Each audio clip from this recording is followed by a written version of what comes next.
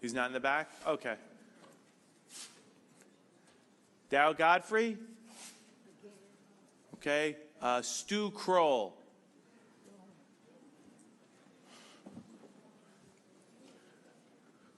Good morning, Mr. Kroll. If you could give your name and address for the record. Stu Kroll, Great Neck.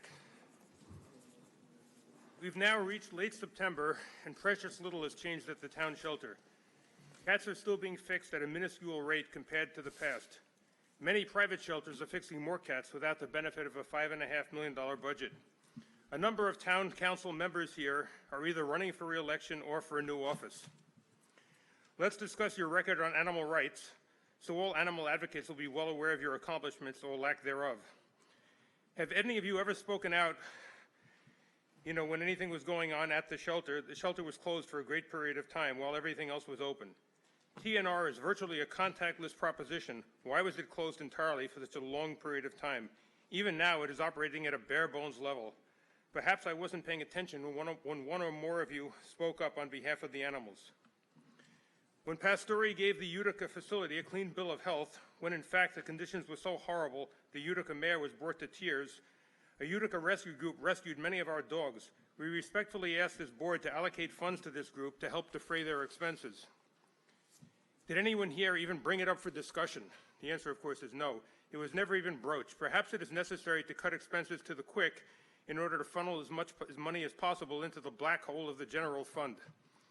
Along the same line, Pastore sent adoptable cats, and still is, to a feral cat sanctuary in Maryland with privately raised funds.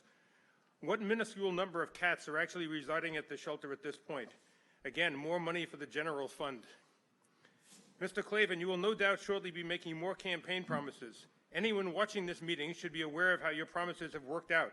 You promised to end the proliferation of mailers. People's mailboxes are overflowing with mail on a regular basis. You promised to dismiss all of your commissioners. You have yet to do that, but as I see many of them are here today, you can feel free to honor that pledge and start. Again, I don't hear much of a response. You vowed to fix the shelter, promising to bring in Miss Madden and her valuable experience to assist in this endeavor. She is here now. If you'd care to extend an offer, I'm sure people would be willing to listen. People are paying more attention to subterfuge. It is not going to be very easy for you to make promises that you have no intention of keeping. How many animals have suffered and or died while you were taking photo ops with Cub Scouts? Your performance with regard to your promises has been deceitful and pathetic. If there are physically challenged individuals watching this meeting or stay-at-home moms, just be aware that if in the past emails could be sent to you and read into the record. You may be homebound and cannot attend and question your elected representatives unless you can be here in person. This doesn't seem remotely fair. It is also discriminatory and blatantly illegal. Thank you. Thank you, Mr. Kroll. Thanks for visiting the town. Next, I'm going to call up Tahita Mateen.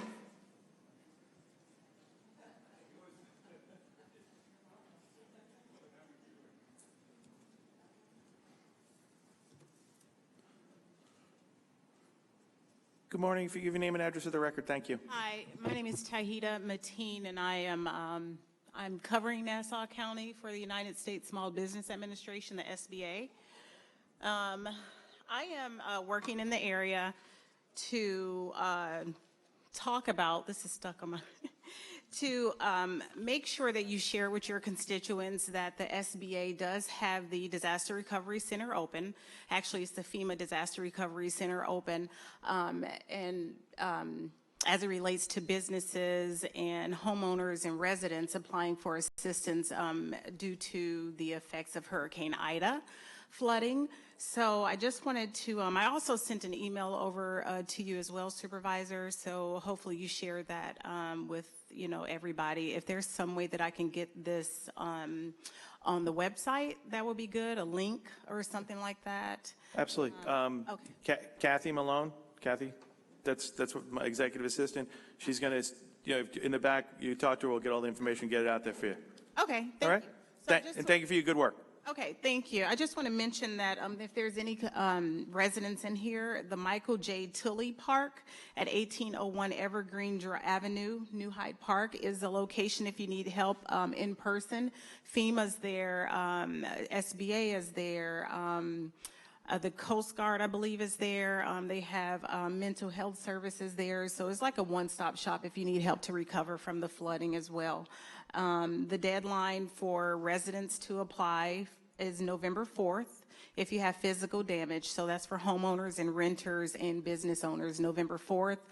Businesses, if you need to recover revenue losses, that deadline is June 6th of 2022, so you have a little bit longer. But yes, thank you so much. No problem. And like I said, Kathy's in the back. We'll get that and we'll post that online. And thank you very much. All righty. Reverend Mario Giuseppe?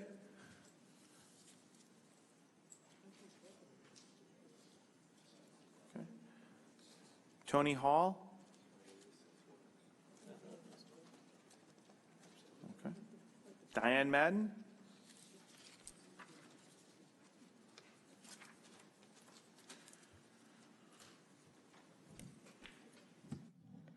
Diane Madden Hempstead. I would love all of those lovely people who are begging for toilet bowls for their children to play on the fields to know, Supervisor, that this administration has spent hundreds of thousands of dollars to renovate even private bathrooms of your commissioners, according to a lawsuit that Felix was good enough to file against the town. We learned that those touchless toilets are throughout the town, and even personal bathrooms were redone for your favorite commissioners. In June, 2 dogs were released to the animal shelter. I have no idea how they got in there. They probably had to pass a test. In any case, their names are Precious and Winter. One is a pit bull mix. It's not easy to get a bonded pair as they were. They lived with a person who passed away. Very difficult to get a single pit bull out at times, let alone a double adoption. And a wonderful man, I ended up getting all of the information, including the emails to the mismanaged animal shelter and his application to foster. He's got an impeccable reputation. He works with another municipality, highly reputable. But basically, the town of Hempstead Shelter said, no thanks, that Oakdale is too far. You have a director that severs these kinds of relationships. I've said it from 2016 to present. These are relationships other municipalities are welcoming and partnering with. So these dogs not only are subjected to becoming ill and their behaviors declining, but sitting there at the animal shelter instead of in a foster care provider setting, they are more susceptible to illness. They are susceptible to very stressful conditions that they can't tolerate. Not to mention the fact that taxpayers pay for every single, you don't even have to like animals to know that taxpayers are funding for every animal every day that is housed at the animal shelter.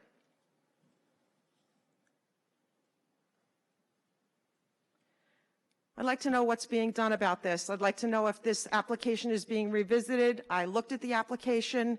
They made the excuse at the animal shelter that it was too far. It's about 25 miles away. Besides the fact that foster care providers are the ones that do the transporting, whether the dogs have to come back because there's a possible adopter. By the way, this applicant was happy to work with the shelter to find a forever home, just to get them out of an environment and a less stressful environment. But those foster care providers, including this person, are willing, and they do, bring the dogs back and forth for meet and greets and for medical treatment if need be. I'd like to know if this application is going to be looked at again, or if you're just going to allow the mismanagement to continue while you take donations, Supervisor, from the people who have caused injuries. Ms. Madden. As always, appreciate your comments. Next, I have Denise Maynard. See you next time.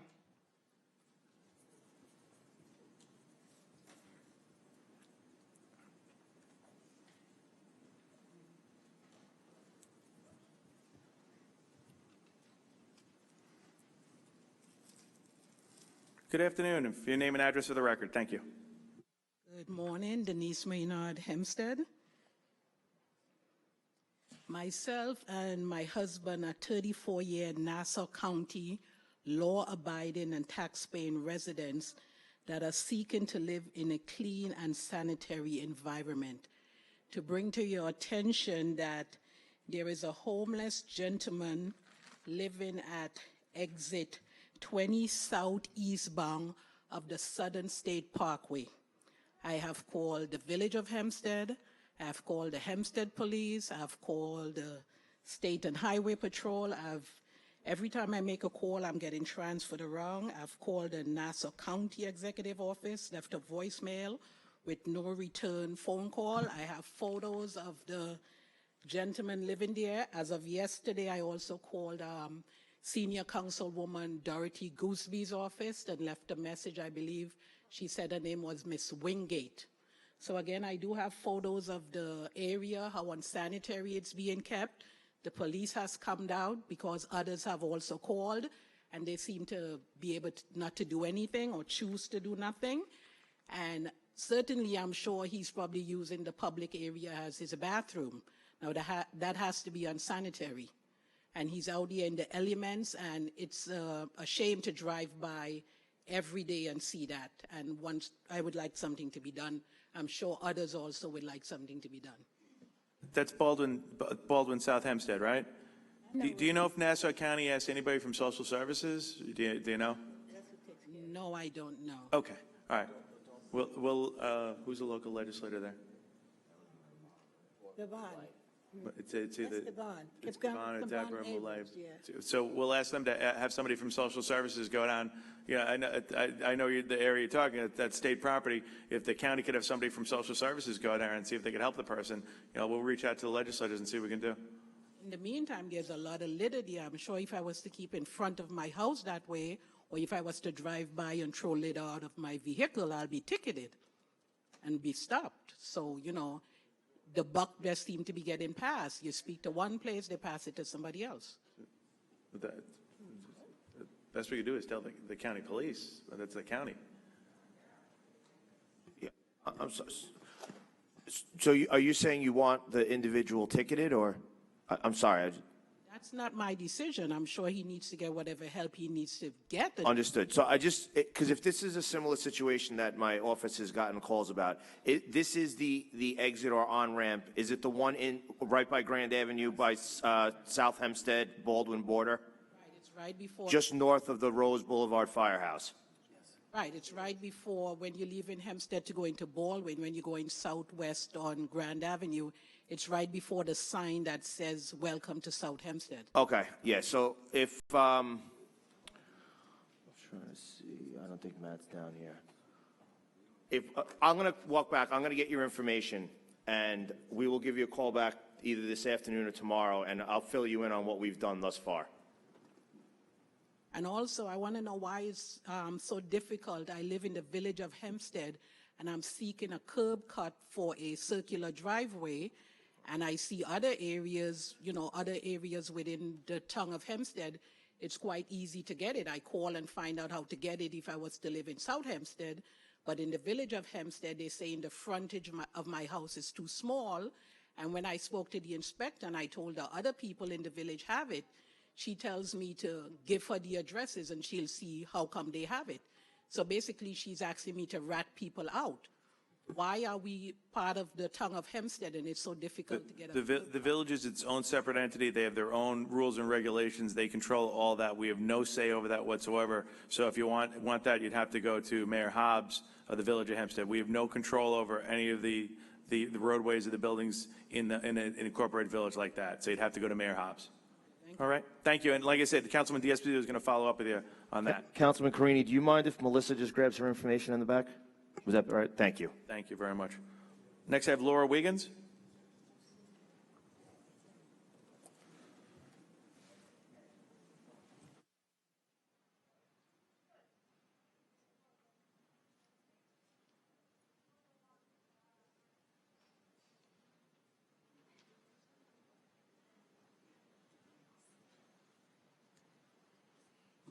Good afternoon.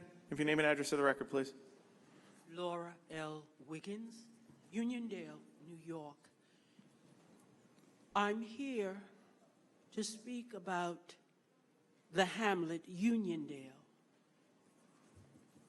A. Holly Patterson has now a new building standing on it. I call it the Big House. Others call it the Community Center.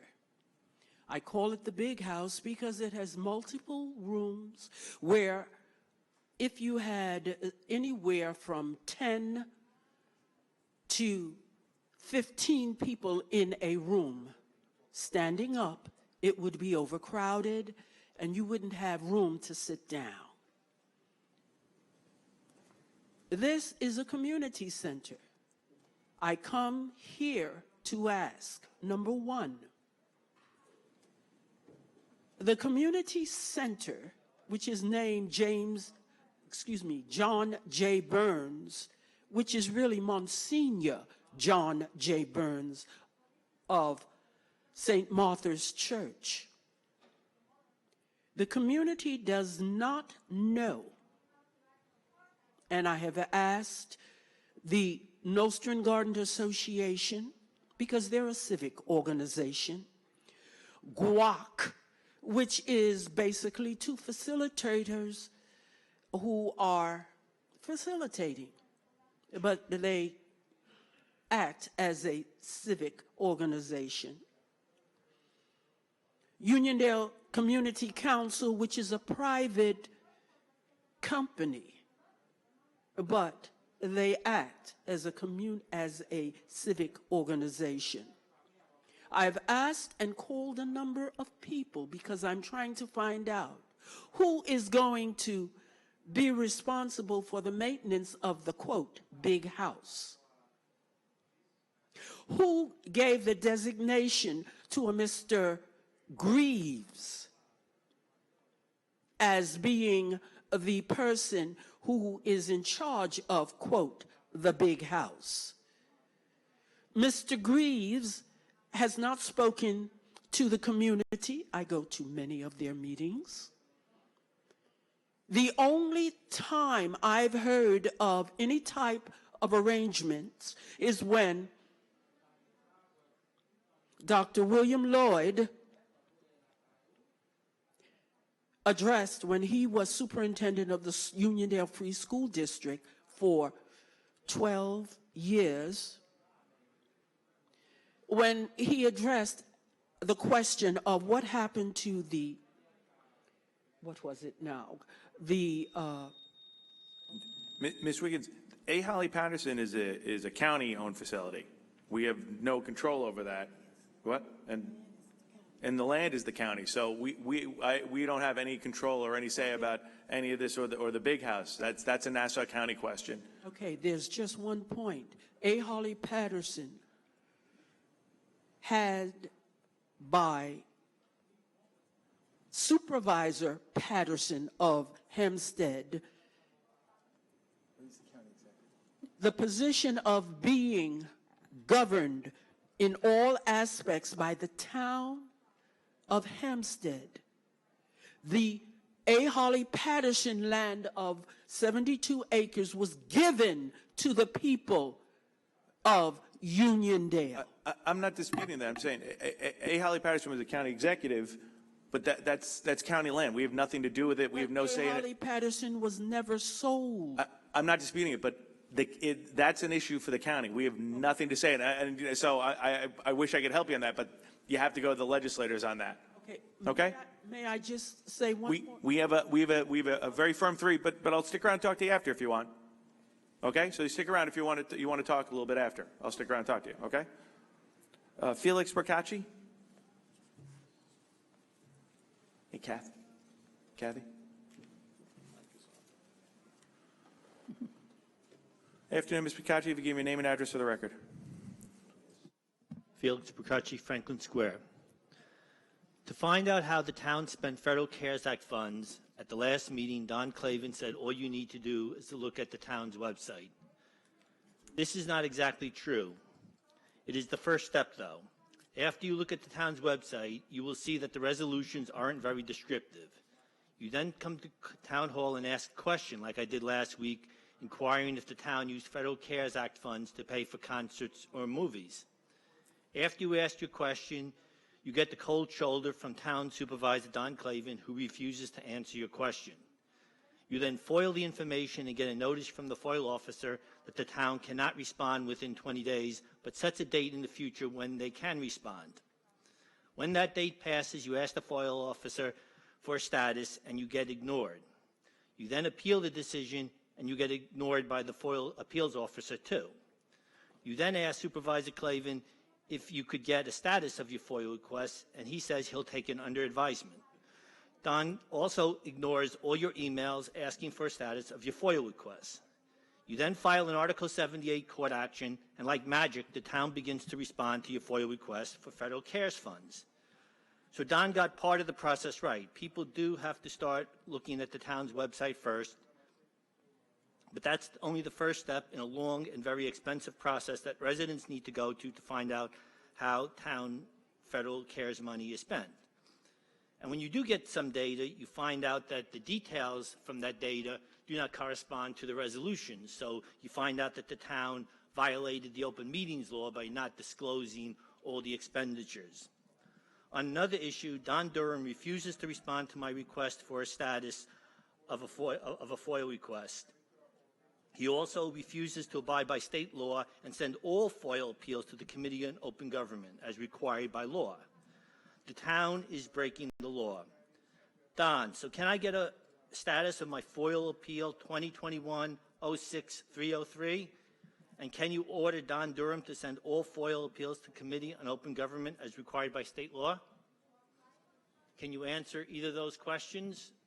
Mr. Picaccio, you've come for a long time. You know, this is a public comment section. We appreciate always hearing you. It was 20 years a few months earlier. It's 11 years.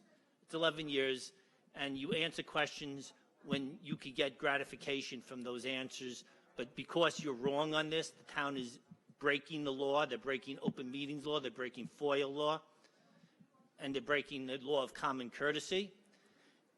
You don't want to answer.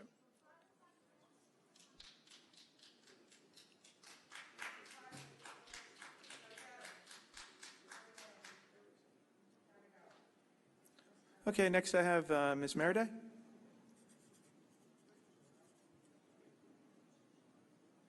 Ms. Meriday? Okay.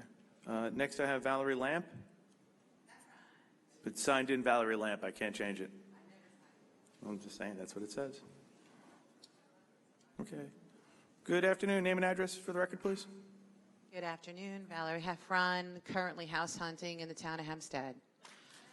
$68 million. I've been talking to a lot of small business owners. Coincidentally, they're my friends, and there are many of them who are staunch Republicans. $68 million, when they find out, was allocated to your own bank account here within the town, as opposed to actually helping small business owners as they struggle to keep their doors open in the middle of a global pandemic. You're losing a lot from your own team. Staunch Republicans are now ready to cross party lines, and they're also ready to actually claim themselves as either independents or no party. They're disgusted. I understand that you can't save everyone. I also understand that I would go bankrupt before I let my neighbors starve.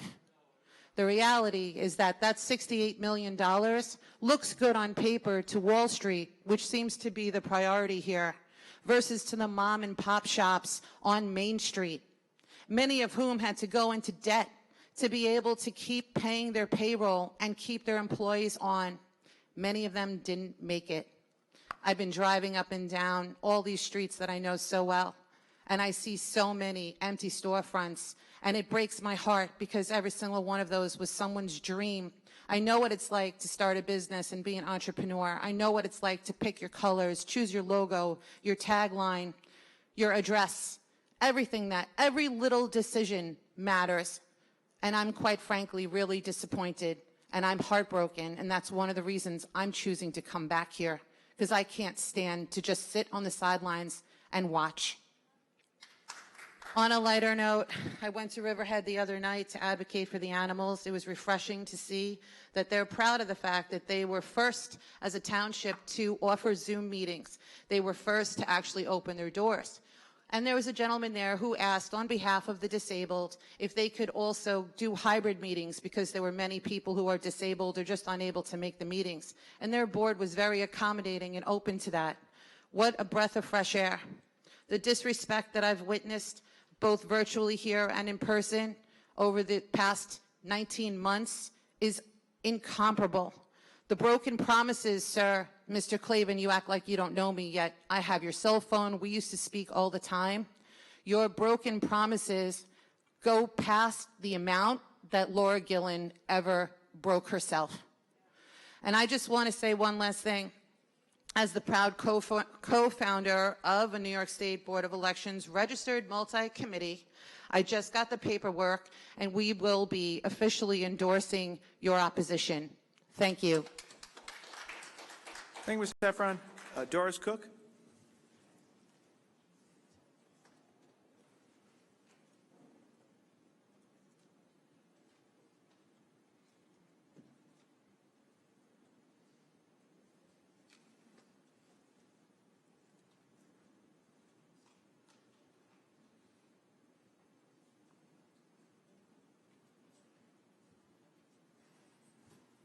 Good afternoon, Ms. Cook. If you give your name and address to the record, please. Yes, my name is Doris Cook, and I am a resident of Roosevelt for 50 years. And we want to thank our councilwoman she started at one before COVID to clean up Nassau Road. Okay, Nassau Road needs help again, because when you come off at exit 21, it's totally embarrassing. The next big complaint is about a gas station on West Raymond and Nassau Road. And this gas station beside it had a tire place. And they had hundreds of tires that were not covered and kept out. And I can't even sit on my patio because of the mosquitoes, the intensity of the mosquito population in that area. My son, Dr. Cook, wrote a letter to the Department of Health Department? Yes, to see about the mosquitoes, because they also carry a disease, a germ, and they need to be cleaned up. Also, at the name of the repair shop is All-in-One Repair Shop there on Nassau Road, and they have cars sitting on the street. I've called the policeman about it, and the cars are from different states, North Carolina, and also one plate says, it had the temporary plate on it, and it's March 14th, 2021, March. And the other plate says a diplomat. And on that same corner, these cars sit there month after month. They've been there, 6 months in the same spot. And you can't even have your sidewalk cleaned because of the cars that's parked on the street. And also, I'd like to add that they bring cars there. There's a church on Raymond, and they bring cars there, and that's where they take pictures, and you see them exchanging money, and they get in the car and go off. So they're selling cars also at that location. And that station, All-in-One Repair Shop, need to be investigated and monitored. And thank you. But thank you. Teresa, would you go to back and get all the information? She's going to come back there with you so she can get all the information that you have. I agree with you with that tire company. We've been working with them for many years trying to get rid of those tires. Anyone here from buildings? Okay, would you speak with her, please? All right. We'll have somebody else come and speak with you, too. Thank you, Ms. Thank you so much. Thank you. Okay. And thank you for your years of service. Thank you. Shady Burns?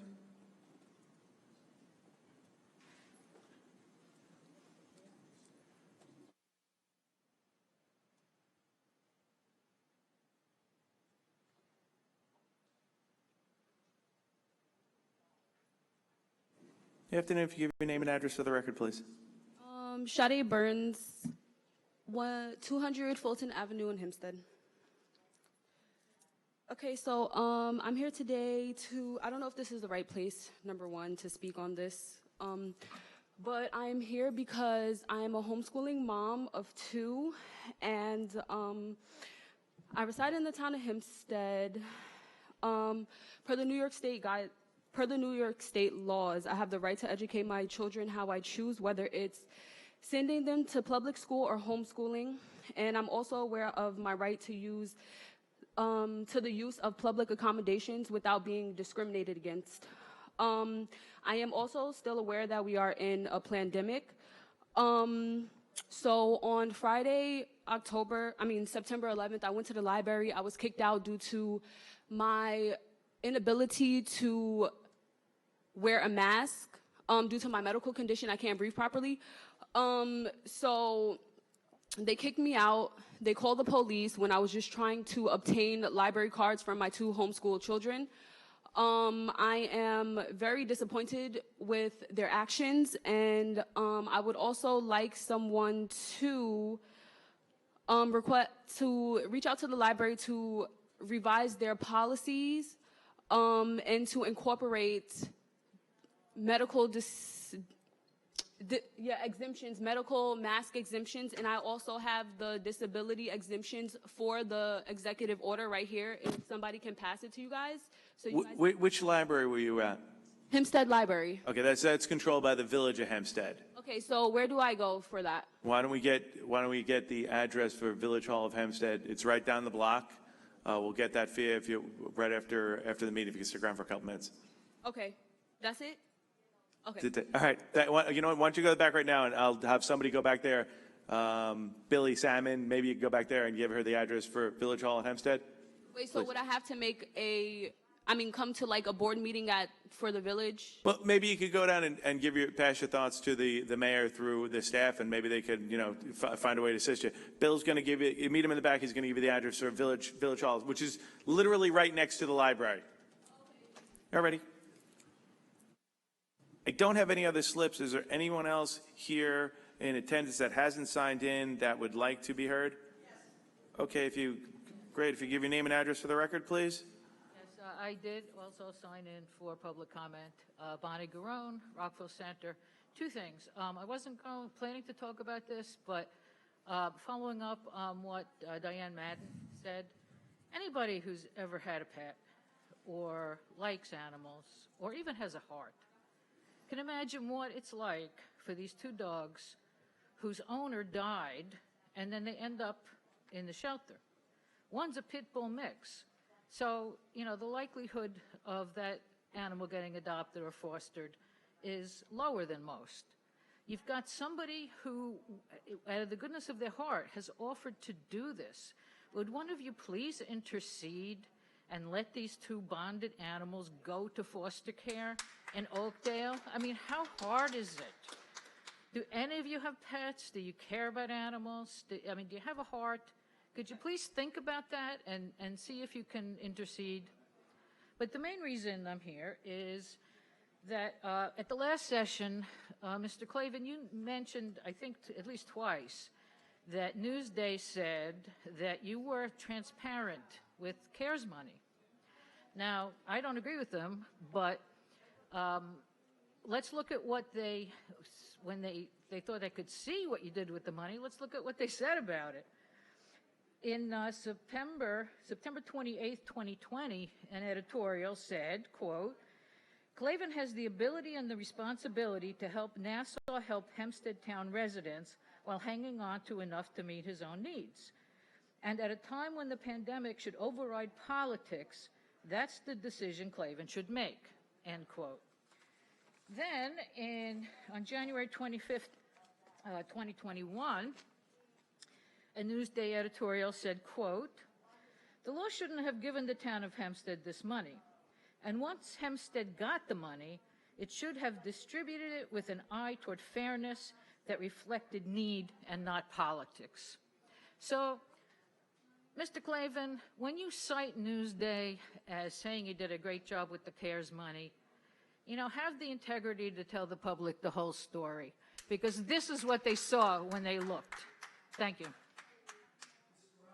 I would just like to state for the record that my son has a mixed pit bull rescue dog. It's the sweetest, most loveliest dog, and I recommend anybody, they are very grateful to be adopted. They should adopt them because they are loyal and they're warm and they're fun dogs. Well, you know what? Thank you, Councilman. I know I think there was, who else did not sign but wanted to speak? If you come on up to the mic there and shake it. Sir, my time's not up. Okay. So I'm going to respond. Mr. Blakeman, it surprises me because I never thought I'd say this, but I agree with you. And honestly, you seem to have a heart when it comes to animals. So in this one specific instance, not everybody agrees with you about a pit bull mix. Could you intercede and let these two animals please go to a home to be fostered? Thanks. Thank you again. How you doing? Come on up there and give your name and address of the record. How you doing? Kelly Shewart, Merrick, New York. I'm here because we need to reopen the TNR program to its full capacity prior to COVID. This schedule and appointment nonsense is ridiculous. Has anyone on that board ever attempted to trap a cat? A feral cat? Oh, geez, we have an appointment Thursday, cat. Please get in the flippin' trap. Doesn't work. Do you have any idea how much time, patience, cost it takes to do this of our own free time? No, no, no. Please raise your hand if you've ever trapped a cat. No, of course not. Scheduling an appointment to trap a cat to spay and neuter is absurd. We need to reopen the TNR program to its full prior COVID capacity. Veterinarians are now doing in-person, in the building appointments, not curbside at many of them. We need to do this. This is crazy. Kitten season was insane. It is still going on. My other question is regarding COVID policies that is the Department of Health is your guideline, and the governor, useless governor, I could write a statement for this building as well as our Board of Ed and just take out the TNR rant, because we need people, elected officials, that are going to do what is best for us. There is a line in the sand, and I have drawn it with the mask mandates. If we do not stand up and say that this is absurd, it is proven scientifically this is nonsense to put our kids in these masks. I am one of those Republicans that Valerie referred to. I don't think I've ever voted for a Democrat until the Santino nonsense with the Oceanside cats. I am tired of elected officials not doing what they say they're going to do. Mr. Blakeman was one of the people, if I'm not wrong, asking to unmask our kids on the stairs, the steps of the county. Where is that oomph now when toddlers, 2-year-olds, are being told they have to wear masks?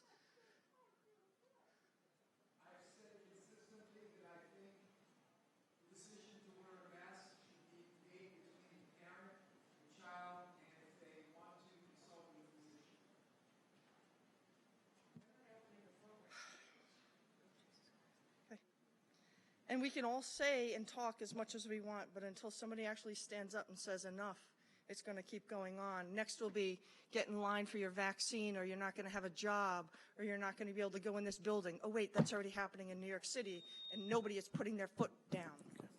Thank you very much. I don't have any other slips. Is there anybody else here that wishes to be heard that hasn't spoken yet? If not, have a great day. Thank you all very, very much.